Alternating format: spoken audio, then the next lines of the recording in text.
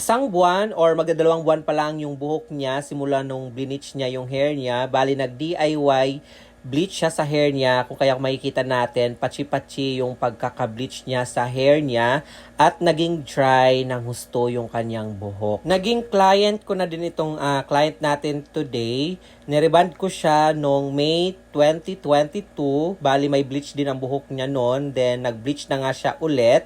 Then, pinariban niya daw ito sa iba kaso wala daw nangyari sa hair niya, parang treatment lang.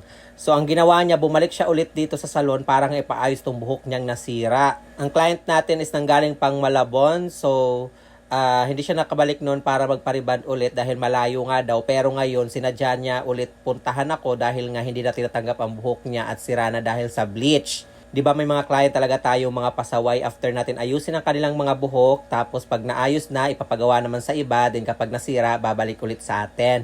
Charis. So, ang una kong ginawa dyan, syempre, inaplayan ko na ng rebonding cream yung ating client's hair.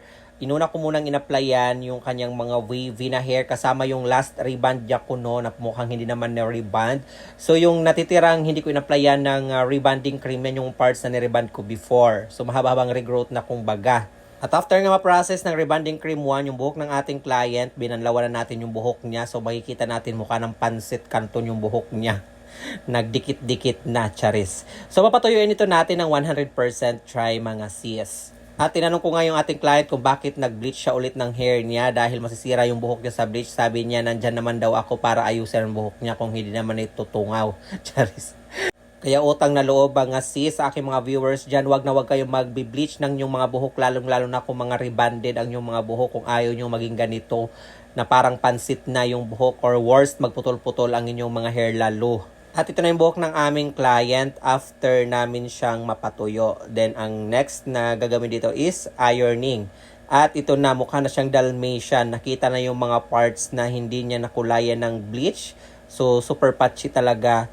Yan ang nagagawa ng mga DIYers. So, hindi ko po nire-recommend na kayo ay mag-DIY ng inyong mga buhok kung ayaw nyo maging ganito yung itsura. Then, yung next na ginawa namin dyan, after ma-iron nga, ay nag-apply kami ng neutralizing cream.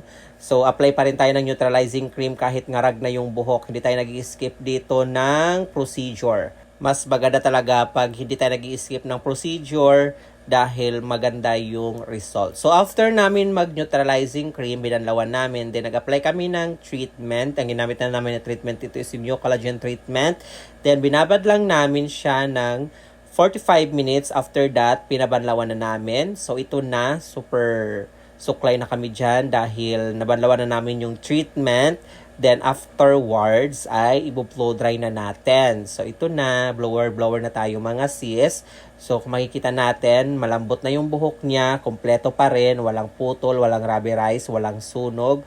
Then, tingnan natin yung kanyang final result at syempre yung kanyang after wash result kung maganda pa rin yung result niya kahit na nabanlawan na kasi alam naman natin, bagong bleach lang to at patong-patong na rin yung her services na pinagawa niya, bleach, rebond, bleach ulit, then rebond ulit. So, good luck na lang sa hair niya. Alam nyo ba mga sis, pumunta ito sa salon, wala ako sa salon, kaya bumalik siya ulit para nga ipaayos itong buhok niya.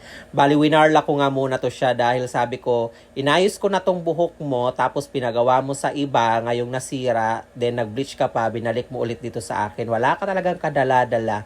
Sabi ko, wag ka nang magbi-bleach, pero sabi niya magbi-bleach pa rin hanggat may tsading, di ba? At alam nyo ba mga sis, at pasintabi lang sa ating mga kapwa hairstylist na galit sa mga nagdi-DIY. Alam nyo ba, wala tayong magagawa kung ang ating mga client or yung ibang mga customer natin is magdi-DIY sa kanilang mga buhok. Kasi wala naman tayong magagawa, choice ng ating mga client kung gusto nilang mag-DIY. Hindi natin pwedeng isisi sa ibang tao kung bakit nagdi-DIY yung ibang mga client. Kasi minsan yung iba nagtitipid ang mga yan. Or minsan naman nawawalan sila ng tiwala sa mga hairstylist na bara-bara gumawa sa ibang mga client. Isa lang talaga ang masasabi ko, ayusin natin yung ating mga gawa para balik-balikan tayo ng ating mga client.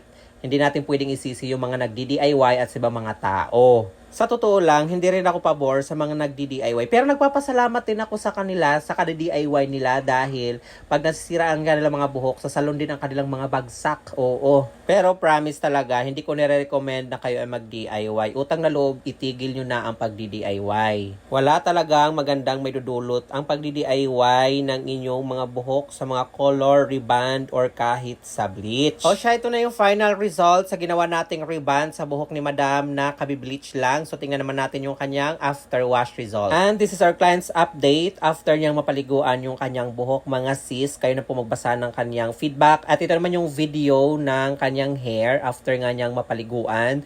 So, ayan, sunod sa galaw, smooth, shiny, and perfect pa rin yung kanyang hair kahit na napaliguan na, makintab at straight at walang ka-damage. And that's it for today's video hair transformation. Mga sis, what do you think? Comment your thought below. At kung nagustuhan nyo naman po ang video ito, please don't forget to like, share, and follow our page heading for more hair transformation. And this is Chading saying have a great hair day always, mga sisi love. Until our next video. Bye!